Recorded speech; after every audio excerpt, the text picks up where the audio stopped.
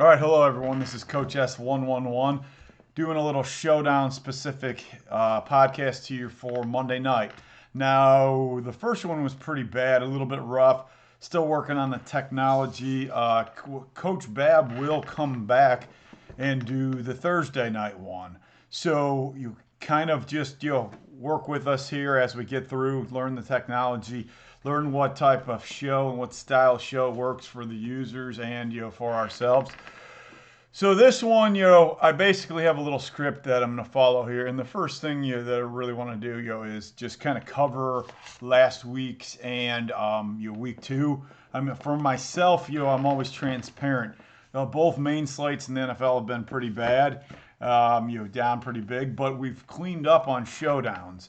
So now, with me, the key to showdowns is building a strategy, but mainly specifically strategy per contest or per size of contest that you're entering, and understanding what the field's going to do and how the game may play out. So first thing I want to do to review is go ahead and, as you see, I'm actually down quite large on the main slates, but up quite large on the showdown slates. So when we had our show last time, we talked about, or at least my take was really to play Beckham, play Browns running backs, Tyler Boyd, and mix in equal amounts of Cincinnati low rate receivers, specifically Mike Thomas. So this was a $400 entry in a contest that paid 10 grand up top. Now this was my Baker Mayfield exposure was moderate to say the least. This lineup ended up having Mike Thomas in it, which was a core play and got the job done. Yesterday, it went in these showdowns. We didn't do a slate, but my strategy was really based on the slate size. So for the $180 contest, a couple thousand entries roughly, and things below, I did mix in some Cam Newton at top, but for the larger slates, I did play a lot of Rex Burkhead with all the studs, or Damon Bird at captain. I missed about a Burkhead point away from chopping the 300,000, and this was like a 30-person tie roughly for first place. And I kind of also wanted to show you one thing here. So you see this was overall my amount of exposures, Burkhead and then Newton. You see, you didn't have Russell Wilson in the captain very much. That was, but he was a locked in 100% of my utility spots. So now, taking these off, and we want to kind of dive in here and talk about tonight's slate. And when doing and preparing for this, I will tell you that I don't have my mind made up in terms of what I'm going to do or what I'm going to play tonight. So this is kind of, you can see my process and my thought process. As this video is, 15, 20 minutes long, we'll kind of like think out loud together, and it'll kind of lead me down one path. So I did prepare this spreadsheet here. Make it a little bit larger here so we can see it easier on the screen. Let me maybe say about there, and I can just toggle over. All right, so in my spreadsheet as before, green means possibly injury, so we have to watch out for Henry Ruggs. And if I'm going to shrink it down just a little bit more. If we look here, pink high core use, blue extreme use, and green is medium. So you can kind of see my rankings predetermined, but the one thing that I want to do is kind of walk through some of this with you. Now, before I did any of this, and I'm pretty sure this is common sense, but I did just a whole bunch of random optimizations, and obviously the optimizer was shoving Breeze and Kamara into the captain spot, a ton. Which, if we look at our sort by our captain, my projected captain ownerships, you'd see that Kamara and Breeze should be the top 2% of captains. And if we also look, I project Kamara to be the top high scoring player on the slate. Obviously, that's fairly common sense as well. So when we kind of break this down now by by position here, let's resort it like this. You see that the wide receivers are I think where the slate very well could be won or lost, because you've got Henry Ruggs, who's maybe out, may not be out, probably is leaning towards playing. But you also have, the absence of Michael Thomas. So are the Saints going to make Emmanuel Sanders the de facto one wide receiver? He's priced up a little bit, but that should, in my estimate, bring his ownership down.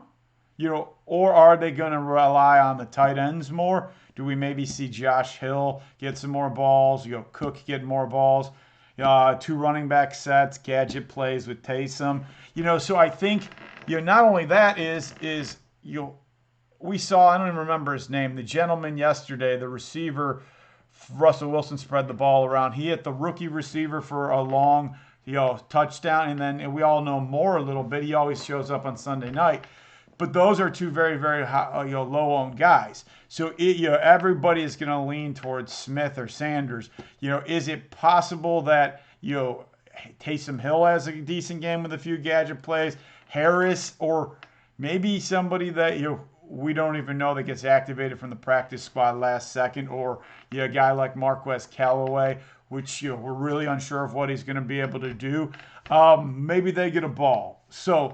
With that being said, I think that's where the slate is going to be won or lost. And also with Oakland, you figure they're going to put Lattimore on most likely Ruggs if he's available. Does that take him away? Then does Edwards get a ball? Does Renfro take one in the flat and run a touchdown in, or Jones or Aguilar get a cheap touchdown? So without really anyone has a path to knowing which receiver is going to get the balls. Obviously, that is probably going to be where it's going to be won or lost. We all know the tight ends should get a decent amount of looks. The running backs will get a decent amount of looks. So, I think, you're figuring out where the wide receivers are going to go, or, maybe, guessing right, is probably where the slate's going to be won or lost. Now, going with that, down to tight end position here, and we'll just do this.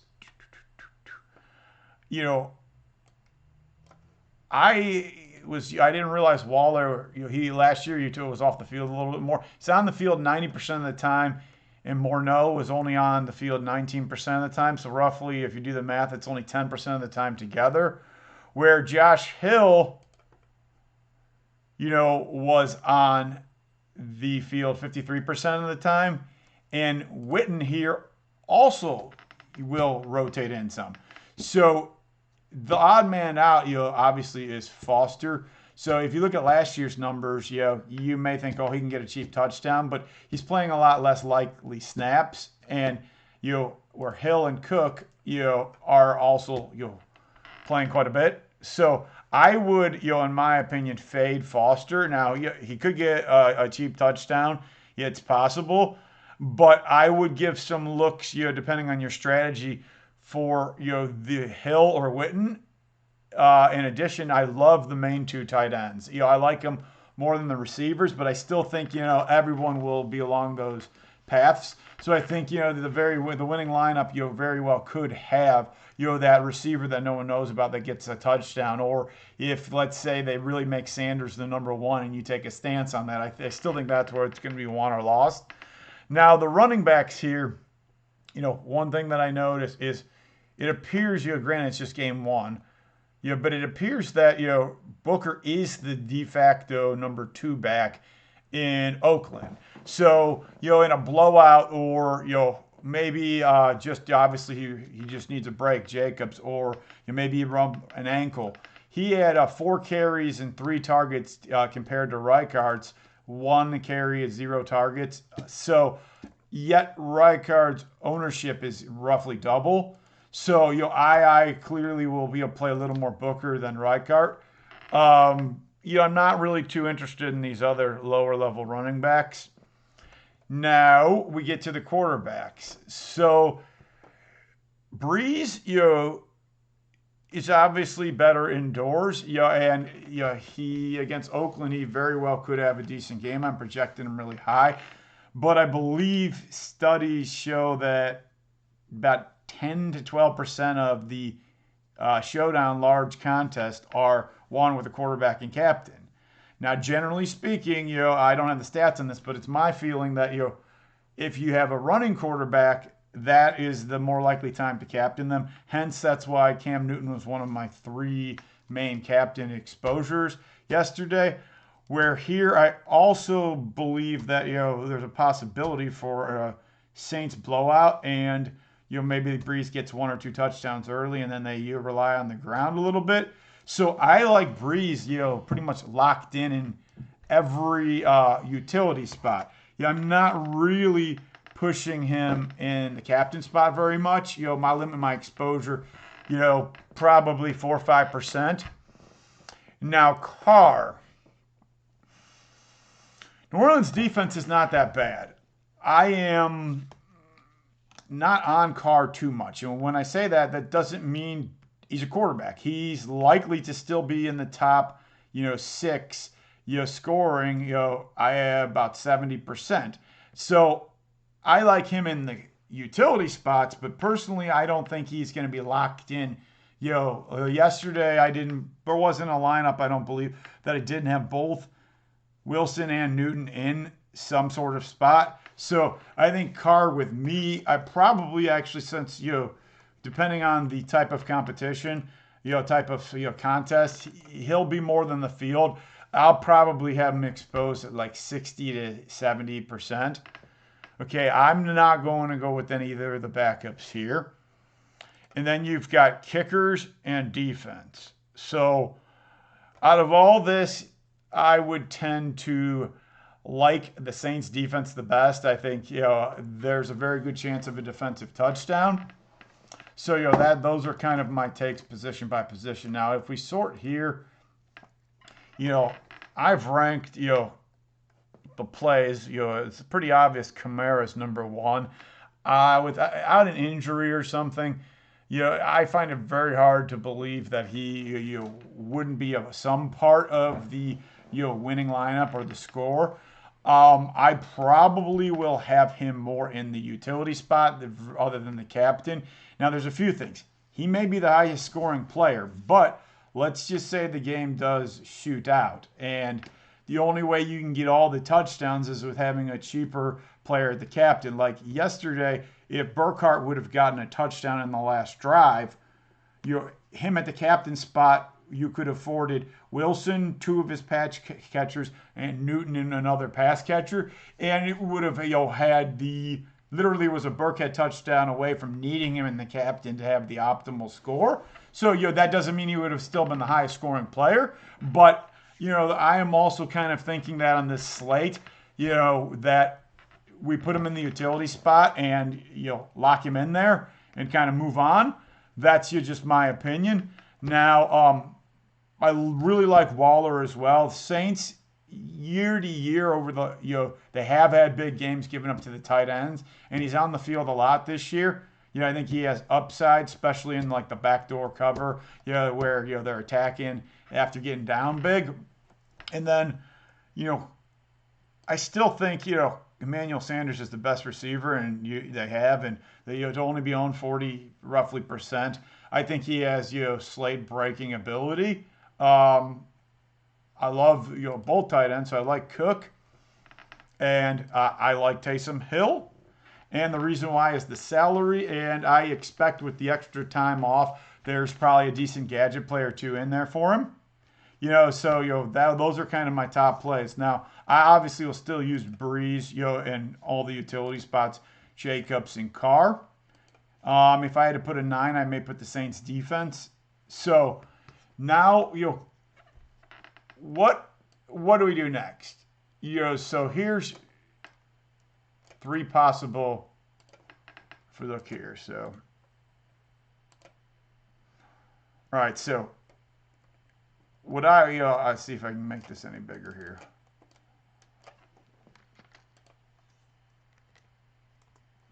All right, so there you could say, there's a whole bunch of game strips, a close game. The Raiders get up big, the Saints come back, the Saints get up big. So these are the three the only ones that I could see happening. I don't personally believe that the Raiders will get on the Saints and start to blow them out and either win, by 20 or let the Saints, get up 20, come back and have, a backdoor cover, kind of like the Dallas, game yesterday. So I think it's one of three things. This is just my opinion. Either they think the Saints blow them out, potential for Oakland then to get a few cheap ones at the end. I think that it's a shootout, or I think, low scoring game, where you're missing some key skill players. The defenses are just good, some field goals, maybe a turnover or two. So, those are the only three possible game builds that, I am going to build for. So, with that, now here's, the possible strategies that I'm going to use based on the size of the contest. So, these are the four that I'm considering. High dollar captain, I'm talking, let's sort here by salary. I would consider, anything from, Emmanuel Sanders, up, kind of high dollar. So, that means that, maybe I'm leaning on Sanders, throw Breeze in that 7 or 8% and go against what, my gut. I'll play Kamara at captain and then rotate those low dollar guys. So the guys that know, don't see the field a lot and hope for a cheap long touchdown. Your Aguilars, your, Murray, maybe he gets a cheap touchdown or two. Your Hill, your Devontae Harris, Callaways, just sprinkle them in. Kind of like the guy, again, from Seattle scored the touchdown. That's probably not the one I'm leaning towards. So, that is one strategy that, but I'm going to go ahead and say that's, not going to be, whoa, I got everything red. All right, so, that's not going to be my strategy. All right, the other one here is take those same guys, your Harris, your Hill, your Murray, your maybe a kicker, and rotate them in captain, and then find your core 3 to 4 expensive guys, lock in both the quarterbacks, Kamara, rotate Sanders, Cook, and Waller. So with a low captain, that would allow you to play all the main 4 projected guys, 80 to 90%. I did that in 2/3 of my lineups yesterday, where I put Burkhead at captain, just locked in, both Seattle receivers, both quarterbacks, and sprinkling Edelman and a sprinkle of, the other Harry. And, this is one that I kind of like. The other one obviously would be, focus on a medium guy or two. So, I know we kind of said Sanders is high, but I don't particularly like anyone in the, in this range with the exception of the tight ends. So for me, if I was going to do this, I play Waller, Cook, a little bit of Sanders. I know he's like upper high end, and lock in, my favorite 2 or 3 here and still rotate a low dollar guy in. Okay. I still, if I have to pick him, leaning towards number 2.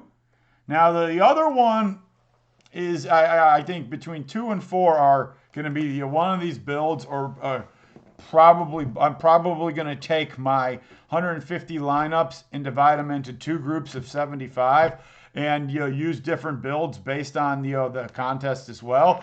But I kind of like, Saints blowout, defensive touchdown, with the Raiders getting some cheap points later. So in this instance, you could throw players like the Saints D,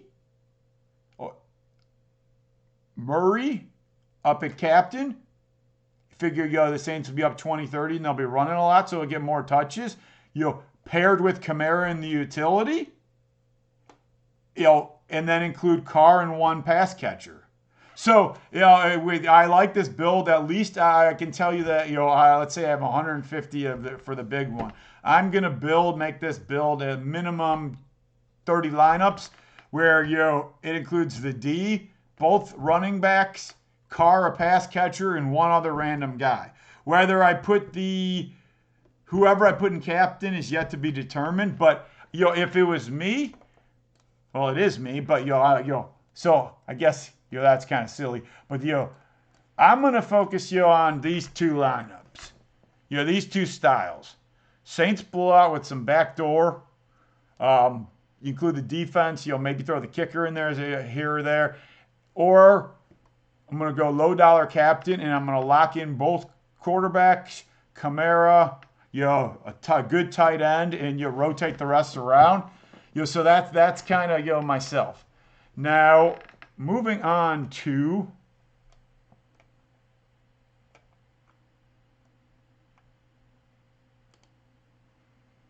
the optimizer here. We go ahead and, one of the things I wanted to talk about this time was just the ability to, manipulate your data here. So I guess I have to, in theory, get this back up. So what I'm going to do here is, I've changed these. These are my projections, whatever projections you have. Let's say I'm going to take these and copy them. Then I want to come in here and I want to use my own data. Hit the upload, and I want to paste. I'm hitting Control V. And that was strange. There we go. Paste my projections in there and hit upload. Now I'm going to just let the ownership projections stay whatever they were. You can see here in our optimizer, you have red means it's less than the projection for standard SaberSim projection. Green means we're a little bit higher. That's on the captain spot. If you go to flex, it would be the standard projection. So they have their Josh Jacobs a little higher than what I have. Mine banking on New Orleans defense being fairly good. But now moving on to the next thing that I kind of wanted to cover is different builds for contest size. So one of the things, and I have to make sure I don't show an entire lineup here, so I have to hit this. Oops, well, there's that. And is it, where is it? It is here.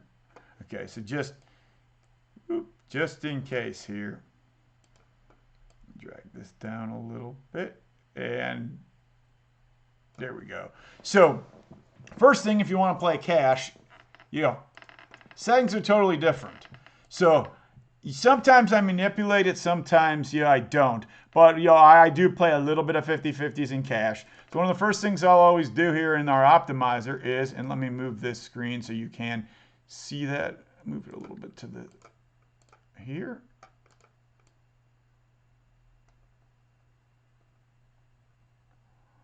This is the cash. So when I hit build lineup, it is going to optimize. And whoop, if you caught that quickly, you can see what the lineup optimized. I don't really exactly know where the overlay on the screen is going to be for that. But, I personally, so what I can tell you what this is doing was it was taking the low dollar captain and you're putting in 4-5 studs. So, I'm not saying I would go with Josh Hill as captain in the cash lineup, but I can tell you that if you go with a $1,200 captain, you can pretty much get the next 5 highest players in there. So, I actually, in the Monday night showdown, and I'm not going to be able to find the picture, but I cashed every single lineup I had with John Ross in the captain in 50-50s, and he didn't catch a ball because I had Burrow, Baker, Chubb, Boyd, and whoever else that may be in there. So I fit in the highest. I believe I had Hunt as well. So I fit in the highest 5 scoring players. Took a 0 at the captain. Still made about $1,000 in 50-50s. So even if Josh Hill catches no balls, It's not a terrible cash game strategy because there's a very good chance the other players shown are the only touchdowns in the game. Or if it's just some odd person, like say the rookie receiver again for Seattle. I should probably know his name, but it keeps escaping me. There's a good chance nobody else has that player in a cash lineup, so you could get all the touchdowns in the cash lineup. So it's not a bad strategy. Now, next build. So if you're playing a 3-entry max, or let's say the $400 one, I believe today on DraftKings has 160 people in it. You've got to adjust this. So usually that's a 3 max. Today it's 4. Let's just assume it's 3. And then the entry amount is between 100 and 1,000. So if you look, it's going to change your, I have this partially blocked again. My apologies. It's going to change your sliders, your correlations, your ownership fade, your smart diversity based on size of the contest, the number of entry maxes. So when you're doing this and you come in here and you use the optimizer, you are going to want to pay attention and do specific builds per contest. So let's go ahead and do the GPP, the one that everyone wants to win. It's actually 500K up top now. So the standard that our optimizer is going to give you is very high smart diversity and very high ownership fade and little correlation. I'm going to bump correlation up 1 knot for my own personal preference. Now I'm going to hit build your lineup pool. So you see the optimizer is building a pool of lineups that you then at a later stage get to tweak your various exposures. So let's go ahead here and show you a little bit of this one. And come in here and go to the captain spot. I always hit show all players. Just the general optimizer has Waller in it, because of these are probably all of my projections. So the optimizer appears to like, the mid to low high mid-range captain with Waller, Sanders, Cook.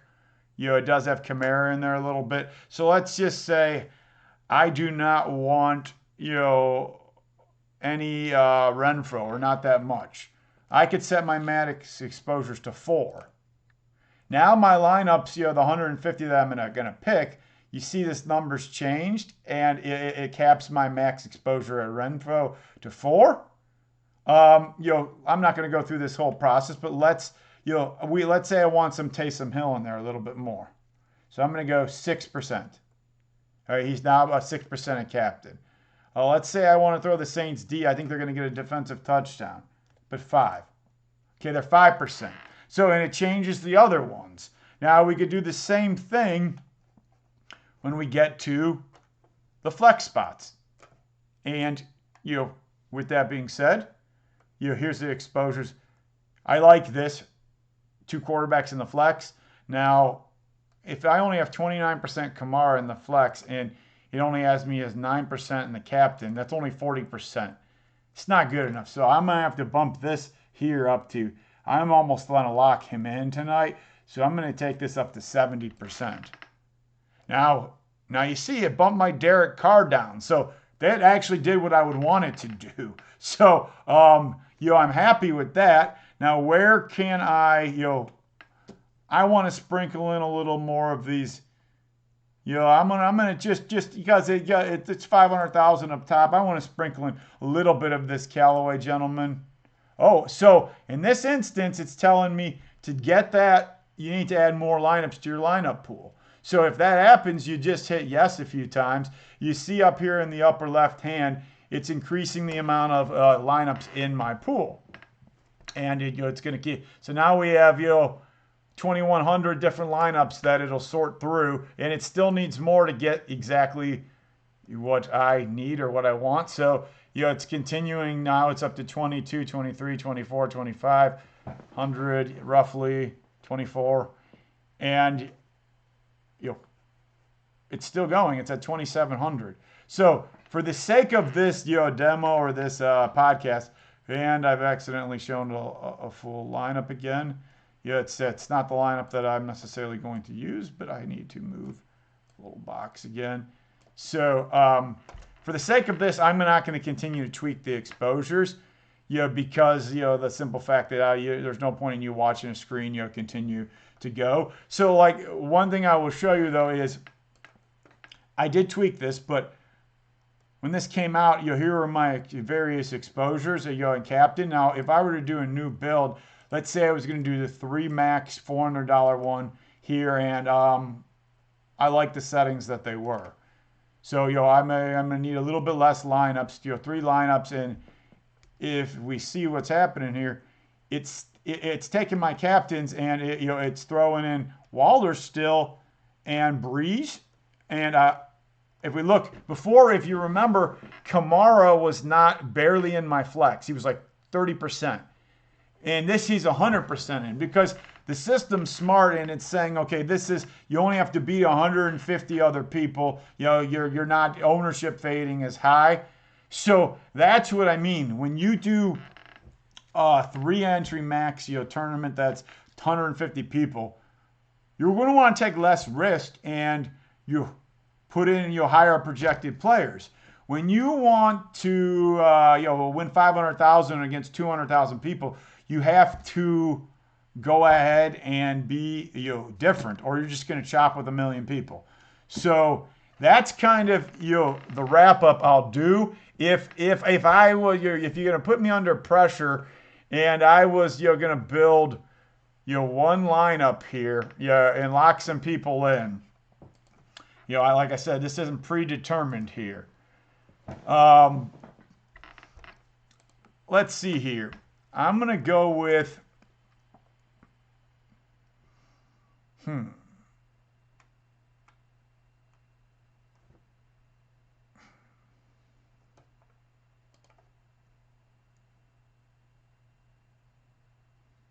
You know what? I'm going to take the advice of the cash thing, even though that sounds strange. I would lock in Taysom Hill or Josh Hill. So let's go ahead and lock in Taysom. Hope he gets a touchdown on a gadget play. Okay. So we're locking in Hill. Now we're going to go to our flex here. And let's remove the white spot for now. Okay. And sort back by projected here. Get back to page 1. So now I'm going to lock in Breeze, Kamara,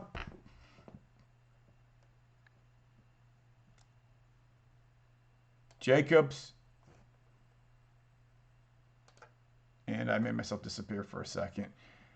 All right, so here goes 4 guys. Let's go. Who else do we want to throw in here?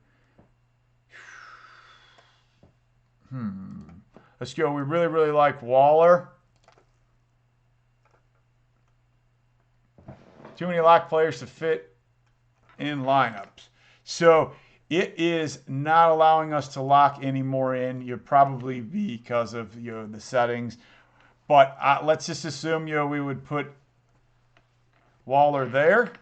And in this instance, I will optimize with those 4 in there just to see what we get here.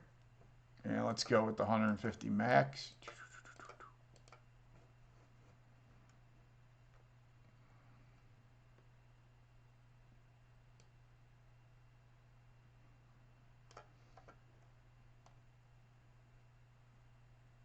So another thing that I think is possible is, since this lineup builder and this optimizer is excellent for people to do their research, get their numbers in, and it does all the work for you. It's not really meant to build by hand.